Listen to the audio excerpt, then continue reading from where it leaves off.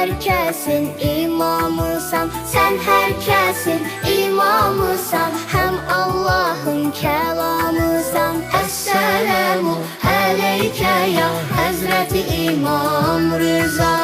Esselamu aleyke ya Hazreti İmam Rıza.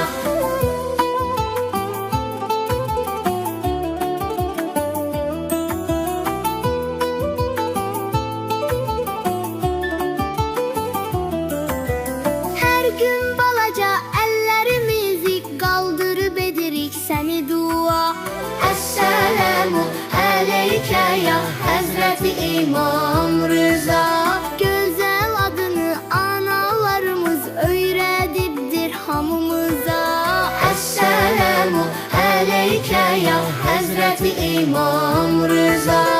Esselamu aleyke ya Hazreti İmam Rıza.